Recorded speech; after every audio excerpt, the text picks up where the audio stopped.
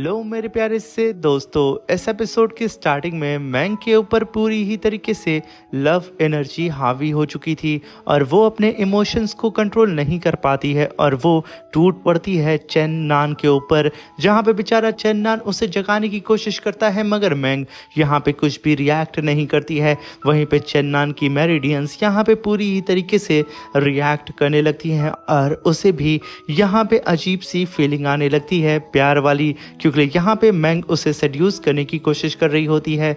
और तभी हम उस इल्यूजन सेक्ट के एंसेस्टर को देखते हैं जहाँ पे वो बड़े ही आराम से लेटा ही हुआ था और तभी उसे वहाँ पे चैन की आवाज आती है। वो कहता है कि सीनियर, यहाँ पे मैंग आपके भी इल्यूजन के साथ में एक और इल्यूजन में ट्रैप हो गई है, प्लीज मेरी मदद करें। तभी वो एंसेस्टर अपने उस इल्यूजन के अंदर चेक करता है कि आखिर अंदर क्या चल रहा है, मगर तभी उस एंसेस्टर की नज़र मैंग और चेन नान के ऊपर पड़ती है। वो काफ़ी शॉक्ड होते हुए कहता है कि एक और इल्यूजन, आखिर यहाँ पे ये किसने कास्ट किया।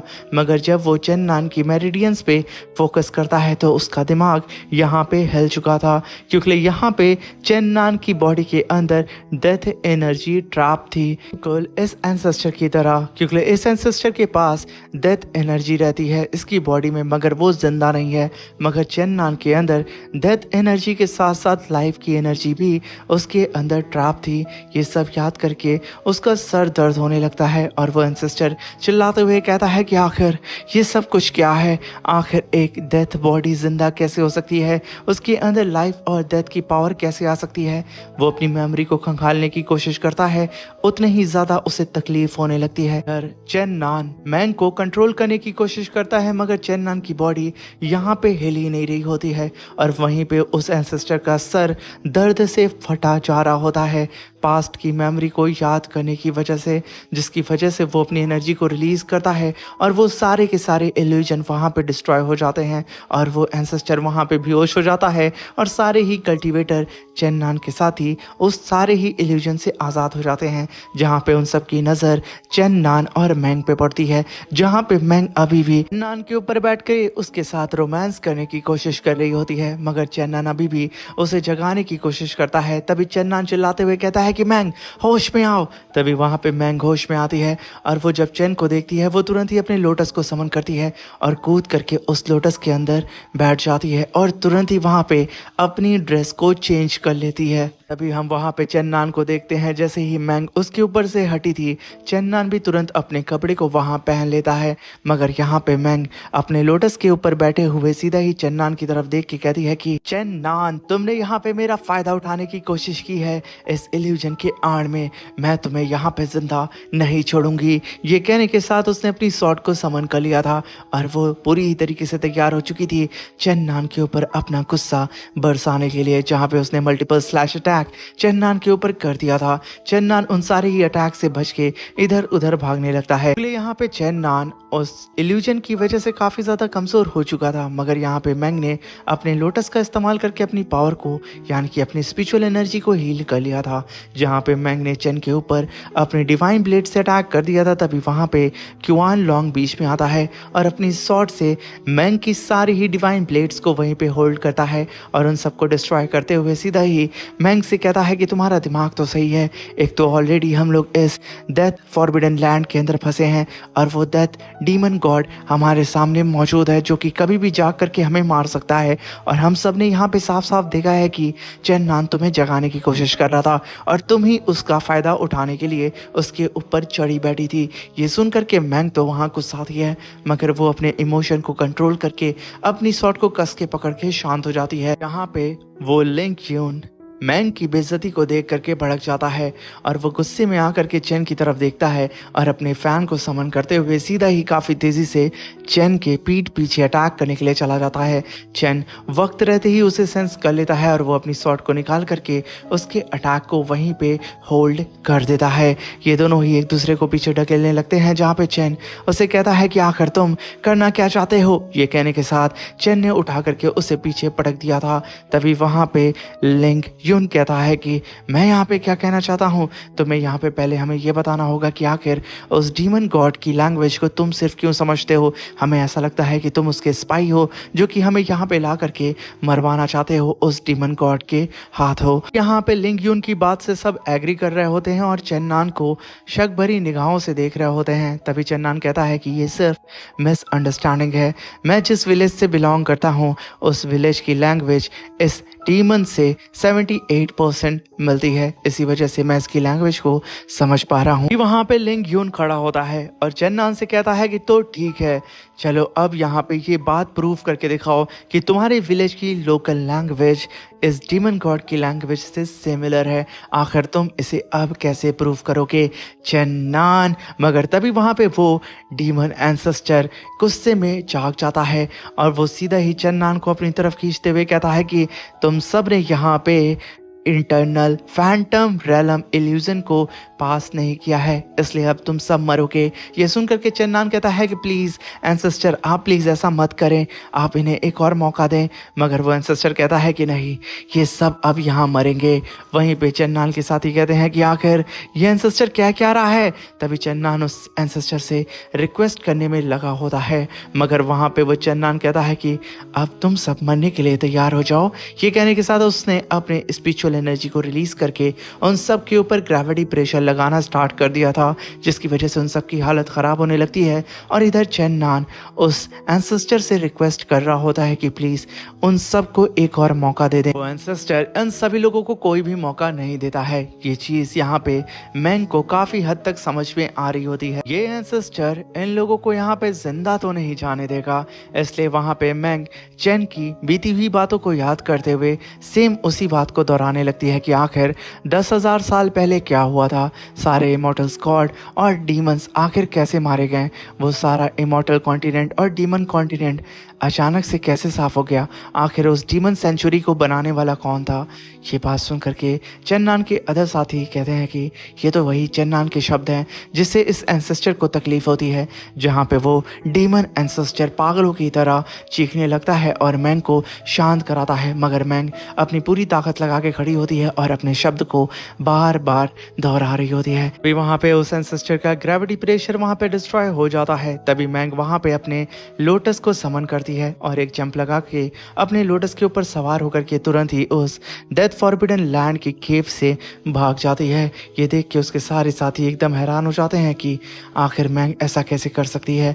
मगर तभी हम वहाँ पे थॉर को देखते हैं जिसके ऊपर यहाँ पे लिंग यून ने अपने फैन से अटैक करके उसे जान से मार दिया था। साथ में लिंग यून ने थॉर की सिस्टर लीसा और एक और कल्टीवेटर को वहाँ पे मार दिया था। जहाँ पे थॉर कहता है कि आखिर तुमने ये क्यों किया। तभी वहाँ पे लिंग यून कहता है कि तुम लोग यहाँ पे मेरी मदद करने वाले हो मुझे यहाँ से निकालने में। ये कहने के साथ उसने ब्लड सैक्रिफाइस टेलीपोर्टेशन एरे को कास्ट करना स्टार्ट कर दिया था। ये टेलीपोर्टेशन एरे इसके फादर ने इस लिंग यून को गिफ्ट किया था। तभी पल भर में लिंग यून उस डेथ फॉरबिडन केव के अंदर से टेलीपोर्ट हो जाता है अपने साथियों की ब्लड को सेक्रीफाइस करके, जहाँ पे उसके सारे साथी मुंह खोल करके सिर्फ लिंग यून को जाता हुआ देख रहे होते हैं। जहाँ पे आखिरी में उसका फैन भी वहाँ से जा चुका था। मगर तभी वहाँ पे वो डीमन एंसेस्टर जाग चुका था। वो पागलों की तरह गुस्से में उठता है और कहता है कि तुम लोगों की यहाँ पे इतनी औकात हो गई है कि तुम लोगों ने यहाँ पे मुझे चोट पहुँचाने की कोशिश की है। अब यहाँ पे तुम में से कोई भी जिंदा नहीं बचेगा। जहाँ पे चेन्नान उस एंसेस्टर को समझाने की कोशिश कर रहा होता है कि इन लोगों ने यहाँ पे कुछ गलत नहीं किया है, वो तो मैंग थी। मगर वो एंसेस्टर अपनी पावर को रिलीज करता है और अपने राइट हैंड से काफी पावरफुल डिमोनिक अटैक सीधे ही उन सारे ही कल्टीवेटर्स के ऊपर करके उन सबको एक ही बार में वहां पे इरेज करके रख देता है। और तभी यहाँ पे सीन शिफ्ट होता है और हमें इस डेथ फॉरबिडन लैंड के बाहर का सीन दिखाया जाता है जहाँ पे लिंग यून टेलीपोर्ट होके आ चुका था। तभी लिंग यून भागते हुए लीसा के ड्रैगन के पास जाता है और उससे कहता है कि तुम्हारी मास्टर लीसा और थ्रोन वो दोनों ही डीमंस की वजह से मारे जा चुके हैं। हमें जल्द से जल्द यहाँ से सिटी ऑफ फ्रीडम में जाना होगा, यानी कि शेन्नान एकेडमी में, ये इन्फॉर्म करने के लिए कि डीमंस इस डेथ फॉरबिडन लैंड से कभी भी बाहर आ सकते हैं।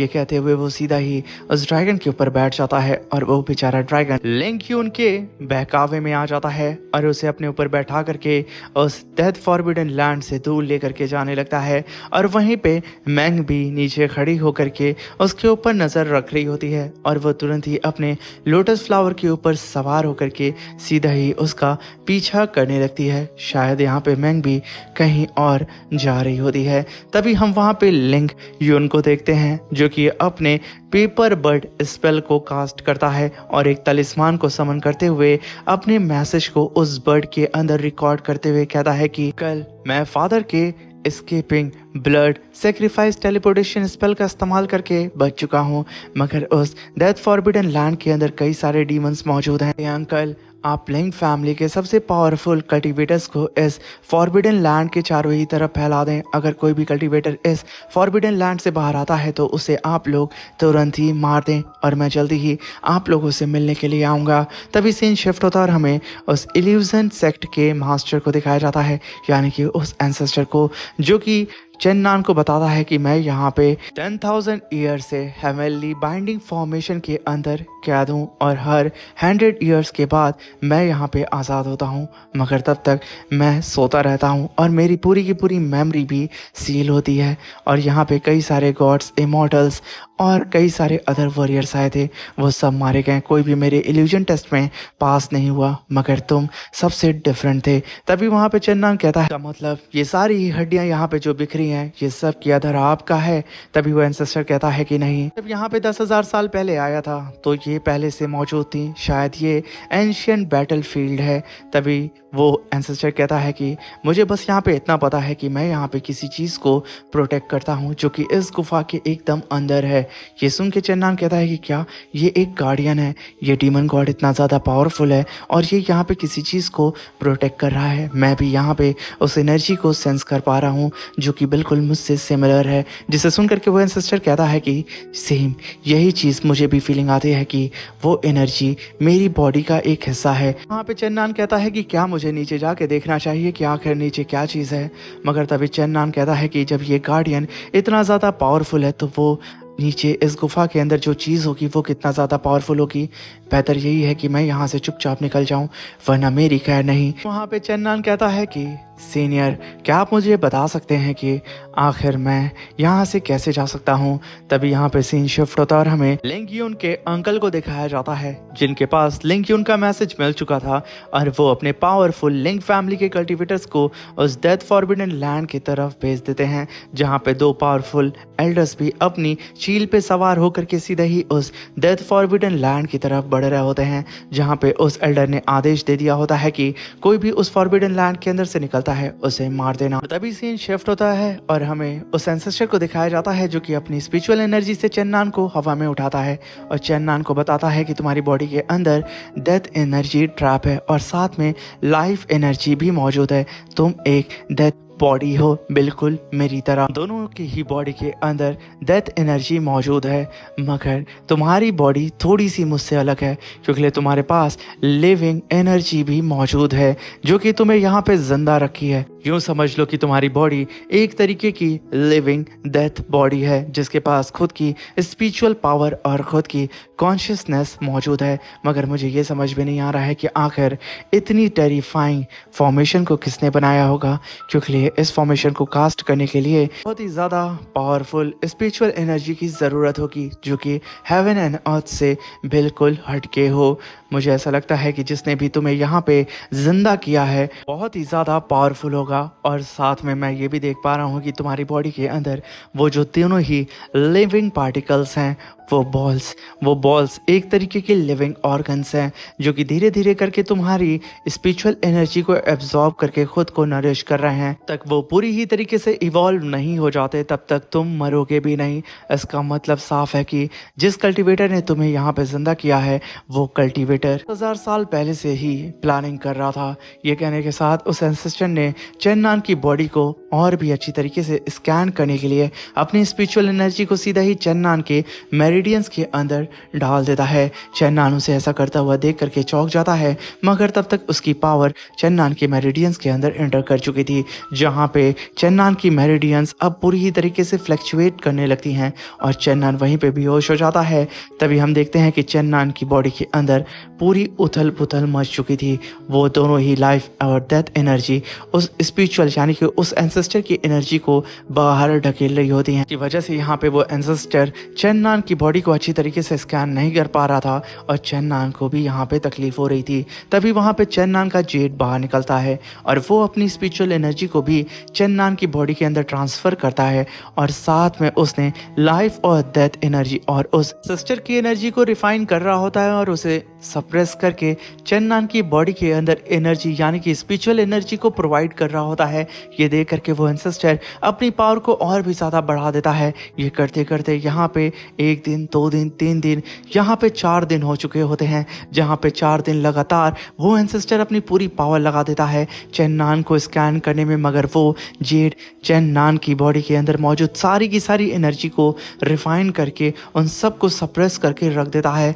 जहाँ पे एन वक्त पे वो एंसेस्टर की एनर्जी पूरी ही तरीके से एग्जॉस्ट हो चुकी थी, वो थक चुका था, इसलिए वो अपनी एनर्जी को रोकता है। जहाँ पे चेन्नान की बॉडी के अंदर से बहुत ही भारी मात्रा में स्पिरिचुअल एनर्जी बाहर निकलती है और जब चेन्नान वहाँ पे होश आता है तो वो अपनी बॉडी के अंदर बहुत ही भारी मात्रा में स्पिरिचुअल एनर्जी को सेंस कर रहा होता है। जहाँ पे चेन्नान कहता है कि आखिर मेरे साथ अभी क्या हुआ। तभी वो एंसेस्टर कहता है इस जेड का ऑरिजिन क्या है जो कि तुम्हारे अंदर मौजूद, वो दोनों ही लाइफ और डेथ की पावर और साथ में मेरी भी स्पिरिचुअल पावर को इसी तरीके से सप्रेस करके अपने अंदर एब्सॉर्ब करके तुम्हारी बॉडी के अंदर इसने ट्रांसफर कर दिया। तभी चेन्नान कहता है कि ये जेड मुझे एक टूटी हुई वाटर पूल केव के अंदर मिला था। तभी हम देखते हैं कि वो जगह कोलैप्स करने लगती है, जहाँ पे वो एंसेस्टर कहता है कि तुम 4 दिन से बेहोश थे, इसलिए जल्द से जल्द अब तुम यहाँ से बाहर निकल जाओ, क्योंकि अब यहाँ पे हेवनली ट्रैपिंग फॉर्मेशन एक्टिवेट होने वाला है और ये केव अगर एक बार बंद हो गया तो 100 ईयर्स के बाद ही ये केव ओपन होगा और तभी तुम बाहर निकलोगे। ये सुनकर के चेन्नान कहता है कि सीनियर आप प्लीज़ मेरे साथियों को छोड़ दें, मगर तभी वो एंसेस्टर कहता है कि तुम्हारे साथी तो ऑलरेडी मिट्टी में मिल चुके हैं, वो अब जिंदा नहीं है, जल्दी से जल्दी यहाँ से बाहर जाओ और मैं आशा करता हूँ कि हमारी किस्मत में लिखा रहा तो हम लोग दोबारा ज़रूर मिलेंगे। ये सुन करके चेन्नान वहाँ से भागने लगता है। तभी वो एंसेस्टर कहता है कि बाहर जाते ही तुम सबसे पहले इस बारे में पता करना कि आखिर तुम इस दुनिया में आए क्यों हो। ये सुनकर के चेन्नान कहता है कि सीनियर मैं ज़रूर इस बात पे गौर करूँगा। तभी सीन शिफ्ट होता है, चेन्नान उस डेथ फॉरबिडन लैंड से बाहर आ चुका था और चेन्नान जैसे ही बाहर आकर के लैंड किया था उसके ऊपर मल्टीपल तीर से अटैक करने लगते हैं लिंग फैमिली के सारे ही वॉरियर्स। जहाँ पे चेन्नान उन सारे ही अटैक को अपनी तरफ आता हुआ देख करके शॉक्ड हो जाता है कि सडन यहाँ पे क्या हुआ, मगर वो अपनी फुर्ती दिखाते हुए उन सारी अटैक को डॉज करते हुए इधर उधर भाग करके खुद को प्रोटेक्ट करने लगता है। जहाँ पे वो एल्डर अभी भी चेन्नान के ऊपर अटैक कर रहे होते हैं। इसी के साथ मेरे प्यारे दोस्तों ये शानदार सा एपिसोड खत्म होता है। Thank you for watching, bye bye, take care.